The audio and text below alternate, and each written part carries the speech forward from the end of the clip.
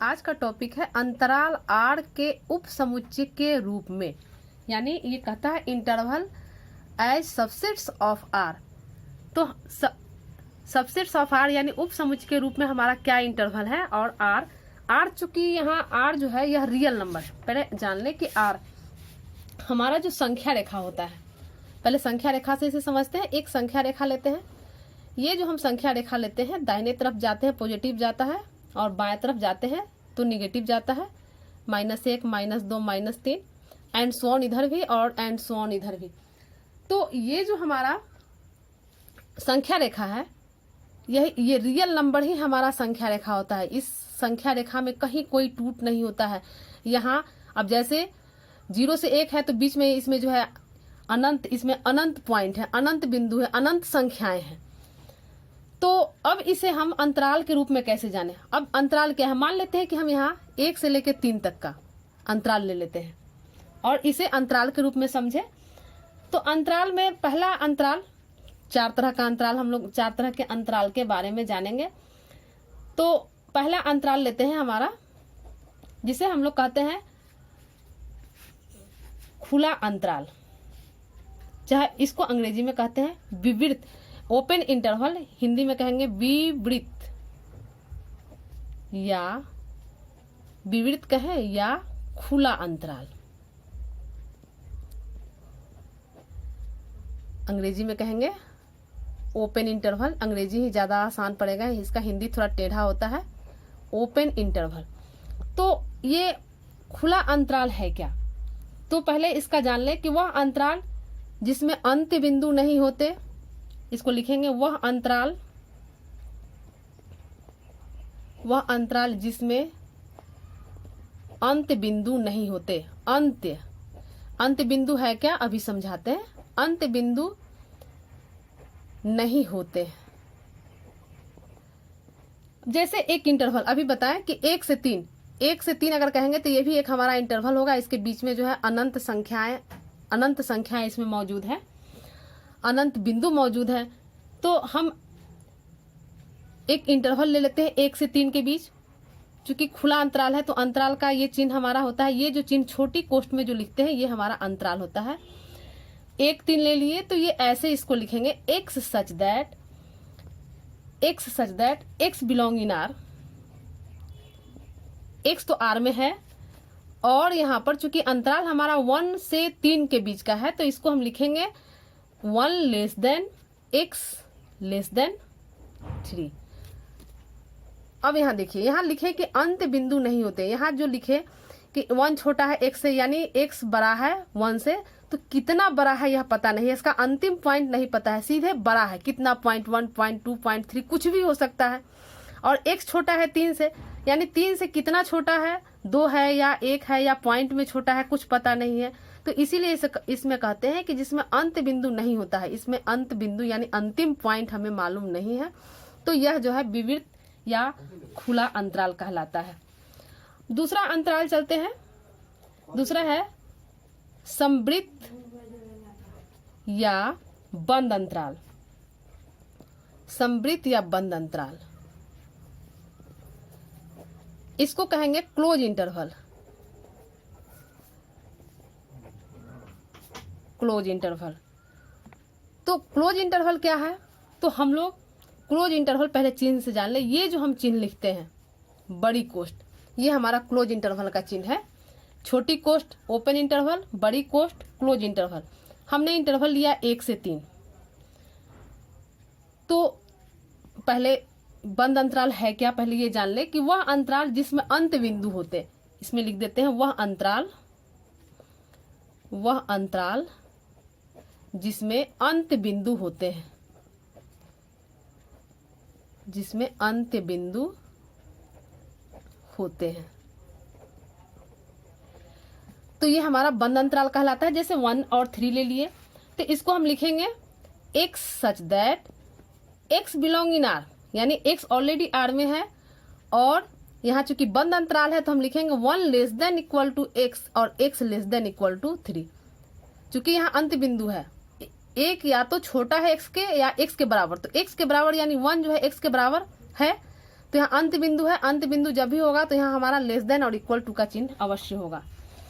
तो ये हमारा हो गया समवृत्त या बंद अंतराल कहें। अब तीसरा होगा समवृत्त विवृत अंतराल। हिंदी थोड़ा टेढ़ा होता है, समवृत्त विवृत अंतराल। हम लोग अंग्रेजी में याद रखेंगे, ज़्यादा अच्छा होगा। इसे अंग्रेजी में कहते हैं close open interval. Close open interval. तो जैसा कि नाम से ही क्लियर है, क्लोज ओपन यानी इसमें एक पॉइंट जो है क्लोज होगा, बंद होगा, और एक पॉइंट खुला होगा। यानी वह अंतराल जिसका एक अंत बिंदु बंद तथा दूसरा अंत बिंदु खुला हो। लिखते हैं समझने के लिए, वह अंतराल जिसका एक अंत बिंदु बंद, जिसका एक अंत बिंदु बंद तथा दूसरा अंत बिंदु खुला हो। दूसरा अंत बिंदु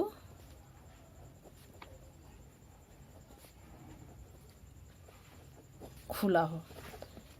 तो इस तरह के अंतराल में एक अंत बिंदु बंद, यानी ये बंद पहले चूंकि क्लोज है तो बंद लेंगे, अंतराल हम अभी 1 3 का ही लेकर चलेंगे। और दूसरा खुला, यानी एक तरफ बंद और एक तरफ खुला, यानी यहाँ बड़ी कोष्ठ और इधर छोटी कोष्ठ। तो इसको हम ऐसे अंतराल के रूप में लिखेंगे, x such that x belong in R।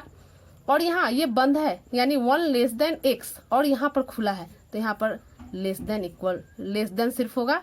1 less than equal to, 1 के साथ इक्वल टू चिन्ह लगेगा, लेकिन यहाँ यह चूंकि खुला अंतराल है तो यहाँ जो है सिर्फ लेस देन चिन्ह रहेगा। इसलिए यहाँ एक अंत बिंदु बंद हो गया और दूसरा अंत बिंदु खुला हो गया। अब चौथा है, 4 तरह का अंतराल है हम लोग के पास। समवृत्त विवृत अंतराल। अब लिखेंगे विवृत समवृत्त अंतराल। विवृत समवृत्त अंतराल, यानी अंग्रेजी में इसे याद रखेंगे open close interval. Open close interval. तो इसमें क्या फिर वही क्लियर है, ओपन पहले ओपन और बाद में क्लोज, यानी वह अंतराल जिसका एक अंत बिंदु खुला और दूसरा अंत बिंदु बंद हो। वह अंतराल जिसका एक अंत बिंदु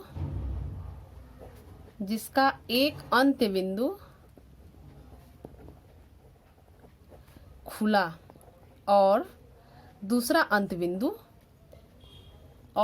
अंत बिंदु बंद हो। जैसे इसको चूंकि पहला खुला तो इधर लिखेंगे ऐसे, अंतराल हमारा 1 3 ही रहेगा और दूसरा अंत बिंदु बंद, यानी इस अंतराल को हम ऐसे लिखेंगे, इसे समुच्चय निर्माण रूप में। ये हमारा अंतराल का सब समुच्चय निर्माण रूप है। इसको ऐसे लिखेंगे x such that x belong in R। और यह चूंकि 1 खुला हुआ है तो लिखेंगे 1 लेस देन x, और ये अंत बिंदु 3 हमारा बंद है तो लेस देन इक्वल टू 3। तो यही इंटरवल हुआ। इसमें जो है हम लोग, इसमें देखिए इसमें क्या होता है कि यहाँ 1 जो है सम्मिलित है,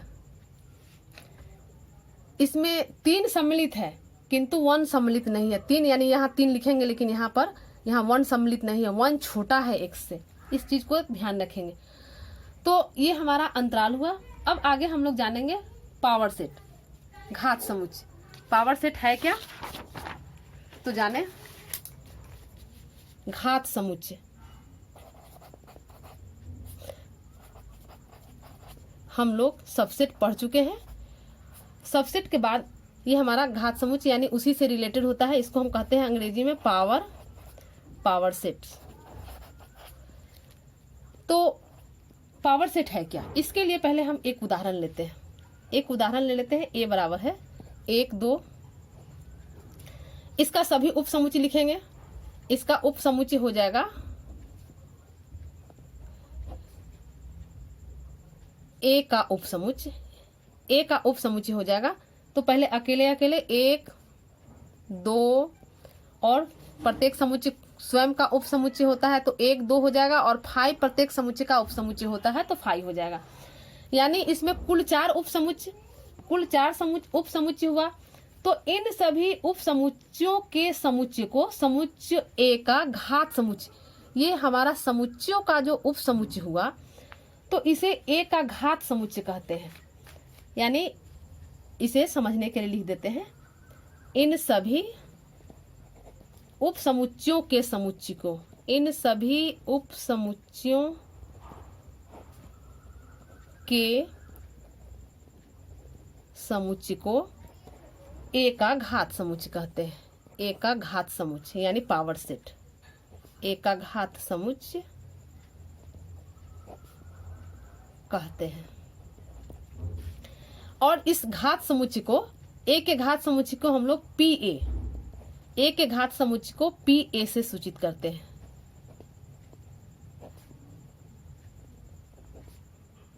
ए के घात समुच्चय को यहां पर लिखना पड़ेगा, ए के घात समुच्चय को पी ए से सूचित करते हैं। यानी हम इसको लिख सकते हैं कि पी ए यानी पावर ऑफ ए बराबर, इसको जो है ये उप समुच्चय को जो है समुच्चय के रूप में लिखेंगे, ये उप समुच्चय है और फिर समुच्चय के रूप में लिखे, ऐसे समुच्चय का चिन्ह दिए, फिर 1 2 और 5। तो समुच्चय को जो उप समुच्चय के रूप में लिखे यही हमारा समुच्चय, उप समुच्चय को समुच्चय के रूप में जो लिखे यही हमारा पावर ऑफ ए सेट हो गया। और यह भी हम लोग जान ले कि नंबर ऑफ, अगर पी ए निकालना हो, number of P A, number of power set का, तो ये हमारा 1 2 3 4 है, 4 है, यानी इसको हम 2 स्क्वायर लिख सकते हैं। तो व्यापक रूप में यदि एक व्यापक रूप में इसे हम समझ लें, व्यापक रूप में कि यदि ए एक ऐसा समुच्चय है, यदि ए एक ऐसा समुच्चय है कि नंबर ऑफ ए बराबर अगर m है, नंबर ऑफ ए बराबर m, तो number of power set, power of A P A, ये बराबर हो जाएगा 2 टू द पावर m। यही हमारा पावर सेट का संख्या कैसे निकालेंगे, ये हमारा 2 टू द पावर m हो गया। अब हम लोग इसे परिभाषा इसका जाने कि ए के उप समुच्चयों, यानी ये तो हम एग्जाम्पल लेकर समझाएं, इसका डिफिनीशन हो जाएगा परिभाषा कि ए के उप समुच्चयों के समुच्चय को, ए के उप समुच्चयों के समुच्चय को ए का घात समुच्चय कहते हैं, ए का घात समुच्चय कहते हैं। और इसे कैसे सूचित करते हैं ये ऊपर लिख चुके हैं, पी ए से सूचित करेंगे, ये घात समुच्चय कहते हैं। तो ये हमारा हो गया पावर सेट। अब हम लोग जान ले यूनिवर्सल सेट। यूनिवर्सल सेट है क्या? यूनिवर्सल सेट जिसको हम लोग कहते हैं सार्वत्रिक समुच्चय, सार्वत्रिक समुच्चय या इसको समष्टीय समुच्चय भी कहा जाता है। यानी ये हमारा यूनिवर्सल सेट, याद रखें। तो देखिए यूनिवर्सल सेट है क्या, समझ लें कि यदि किसी विशेष संदर्भ में सभी विचाराधीन समुच्चय किसी निश्चित समुच्चय के उप समुच्चय हो तो उस संदर्भ में उस निश्चित समुच्चय को समष्टीय समुच्चय कहते हैं। समष्टीय समुच्चय यानी समझ लीजिए मोटा मोटी तौर पर हम लोग जाने कि समष्टीय समुच्चय जो है यानी सार्वत्रिक समुच्चय यह बड़ा समुच्चय होता है जिसमें बहुत सारे छोटे समुच्चय जो है उसमें समाहित होते हैं। तो ये बहुत बड़ा समुच्चय होता है। इसे हम लोग उप सार्वत्रिक समुच्चय को एस से या यूनिवर्सल, ये यूनिवर्सल सेट का चिन्ह है, इसको हम लोग पढ़ते हैं ओमेगा से सूचित करते हैं, या इसको हम ऐसे कैपिटल यू से सूचित करते हैं। तो ये हमारा यूनिवर्सल सेट हो गया। यानी किसी सेट के सबसेट के लिए एक बड़े सेट की आवश्यकता होती है और उस बड़े सेट को हम लोग यूनिवर्सल सेट कहते हैं। जैसे में अगर हम ले लें कि a बराबर अगर ले लें प्राकृत संख्याओं का समुच्चय, प्राकृत संख्याओं का समुच्चय